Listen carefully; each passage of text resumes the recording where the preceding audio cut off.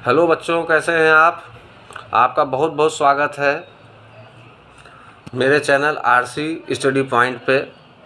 Finally अब हम लोग जहाँ पे हम लोगों ने 2 मॉडल पढ़ने के बाद स्टॉप करके बीच के सारे टॉपिक पढ़ रहे थे, अब उस मॉडल का नंबर अब आ गया नील बोर एटॉमिक मॉडल।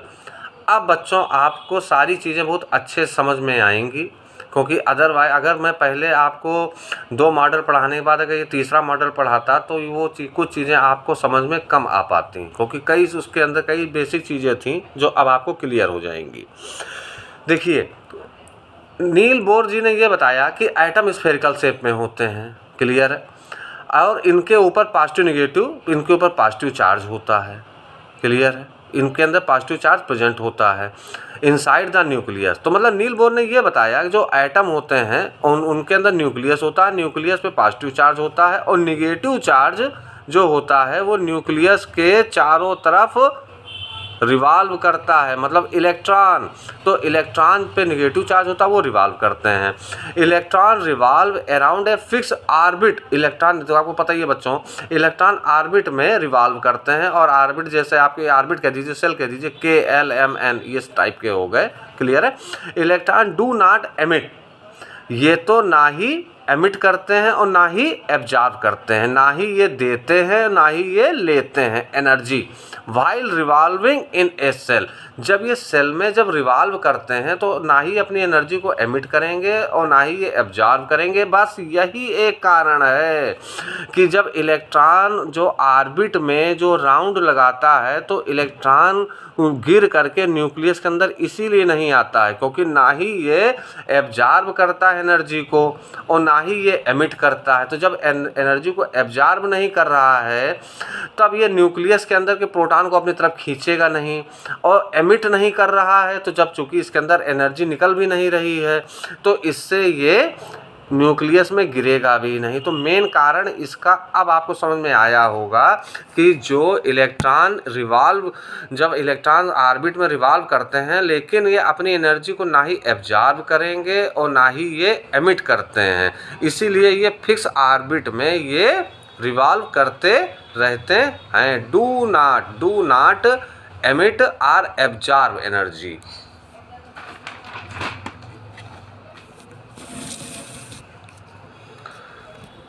अब देखिए बच्चों, इसमें कुछ फार्मूले जिसको आप डायरेक्ट याद कर लीजिए, बहुत ज़्यादा उस पर दिमाग लगाने की आवश्यकता नहीं है, और ये आपके बोर्ड में भी और आगे के कंपटीशन में भी अगर आपके फार्मूले पता रहेंगे तो आप डायरेक्ट क्वेश्चन को सॉल्व कर देंगे, उसमें बहुत ज़्यादा आप दिमाग मत लगाइए। देखिए, जैसे अब कोई सेल है, इलेक्ट्रॉन किसी सेल में राउंड लगा रहा है, तो अब हमको अगर बताया दिया जाए कि आप उसकी एनर्जी निकालिए, तो एनर्जी ऑफ इलेक्ट्रॉन, अब मान के चलिए जैसे कोई इलेक्ट्रॉन है, मान लीजिए L सेल में अगर वो रिवॉल्व कर रहा है तो कह दिया जाए L सेल में जो इलेक्ट्रॉन जो रिवॉल्व कर रहा है तो आप उसकी एनर्जी बताइए। सीधा सिंपल सा फार्मूला है, ई क्या है, energy of electron is equal to -13.6 Z² upon N² bracket में EV लिख दीजिए, ठीक है। तो अब आया Z क्या है। Z मान लीजिए जैसे कोई भी एलिमेंट है, मान लीजिए सोडियम है, तो ये उसका एटॉमिक नंबर हो गया। तो अब सोडियम का एटॉमिक नंबर क्या होता है, 11 होता है, 11 का आप स्क्वायर कर दीजिए। अब ये देखना है कि वो किस ऑर्बिट में राउंड लगा रहा है। तो सोडियम का क्या होता है 281 KLM, मतलब वो 1 2 3 थर्ड ऑर्बिट में वो चक्कर लगा रहा है। तो ये 3 का स्क्वायर, और सोडियम का एग्जांपल ले रहा हूँ बेटा, और अगर मान लीजिए जैसे सोडियम है तो सोडियम का एटॉमिक नंबर 11 होता है, आप उसका कॉन्फ़िगरेशन जब करेंगे तो 281 आ जाएगा, मतलब KLM M में वो राउंड कर रहा है, रिवॉल्व कर रहा है।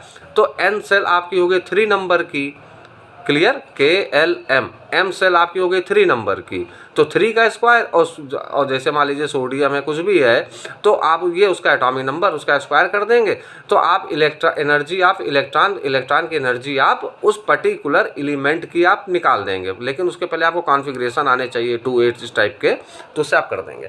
तो ये जो आप एनर्जी निकालेंगे वो आपके निकलेगी EV में। और अगर कह दिया जाए कि आप EV में नहीं, आप इलेक्ट्रॉन की एनर्जी जूल में निकालिए, तो कुछ भी नहीं करना है, बहुत आसान है। 1 EV इक्वल टू 1.6 इंटू 10⁻19 कर दीजिए। मतलब कहने का मतलब ये है, इसके साथ में इंटू 1.6 इंटू 10⁻19 कर देंगे, आपका निकल आएगा। Z क्या है? Atomic number. N क्या है? सेल का नंबर, किस नंबर की सेल है। क्लियर? लेकिन ये चीज़ कब होगी? जब कोई सेम सेल हो, एक ही सेल में। अब अगर ये कह दिया जाए इलेक्ट्रॉन रिलीज या एब्जॉर्ब एनर्जी को रिलीज कर रहा है या एब्जॉर्ब कर रहा है, तो इसका मतलब क्या हुआ? When it jump from one cell to another, जब वो इलेक्ट्रॉन एक सेल से दूसरे सेल में जब जंप कर जाए, तब उसका क्या फार्मूला है? यहाँ तक का तो आपको सेम मिल जाएगा। E equal to 13.6 Z square bracket में 1/N1 square minus 1/N2 square. N1 मतलब जो पहले किस सेल में था और अब वो किस सेल में गया, बस ये फर्स्ट सेल और ये जिस सेकंड सेल, थर्ड सेल, जो भी सेल होगी, जिस सेल में गया वो आप इसका कर दीजिएगा। 13.6 Z square into 1/N1 square minus 1/N2 square. बेटा बहुत इंपॉर्टेंट फार्मूले हैं, हो सकता है आपको सारी बुकों में ना भी मिले, तो इसको आप खुद कायदे से समझ लीजिए। तो ये जब एक सेल से दूसरे सेल में जाएगा तब है, और ये जब सेम सेल है तो इसका formula minus 13.6 Z square upon N square. लेकिन आप निकाल क्या रहे हैं? आपको पता है एनर्जी ऑफ इलेक्ट्रॉन निकाल रहे हैं, आपकी इलेक्ट्रॉन की एनर्जी बताइए, तब के लिए ये फार्मूला है। क्लियर है? आगे आइए, अब आपको बताता हूँ। हाँ, और ये जो है आपका EV में है, और EV में है, अगर जूल में करना है तो उसमें कुछ नहीं करना, जो आपका आंसर आएगा उसको आप मल्टीप्लाई कर दीजिएगा 1.6 इंटू 10⁻⁻19, इससे मल्टीप्लाई कर दीजिए, हो गया। अब देखते हैं एंगुलर मोमेंटम ऑफ इलेक्ट्रॉन। अब कहा जाए आप इलेक्ट्रॉन का आप एंगुलर मोमेंटम निकालिए। सॉरी बच्चों। अब अगर एंगुलर मोमेंटम ऑफ इलेक्ट्रॉन निकालना है, is integral multiples of the h/2π करना होगा। मतलब अभी समझाते हैं। एंगुलर मोमेंटम, देखिए मोमेंटम का आपका फार्मूला पता है, m/v होता है, और एंगुलर मोमेंटम का क्या हो जाता है? सिंबल क्या है? L, formula mvr। तो जो mvr is equal to NH/2π, बस। एंगुलर मोमेंटम या तो आप ऐसे कर लीजिए L इक्वल टू NH/2π या mvr इक्वल टू NH/2π। कहने मतलब है एंगुलर मोमेंटम जो होता है वो इंटीग्रल मल्टीपल होता है h/2π का। अब आया n क्या चीज़ है? फिर n आपका हो गया नंबर ऑफ सेल। क्लियर? अब कह दिया जाए आप आर्बिट की रेडियस निकालिए। आर्बिट बोले तो K, L, M, N, O, P, ऐसे अपने आपके आर्बिट हो गए। अब मान लीजिए किसी का आपने कॉन्फ़िगरेशन किया और उसका आया 2 आया, फिर 8 आया, फिर 8 आया, फिर 3 आया, तो क्लियर है? तो सेल कितने हुए?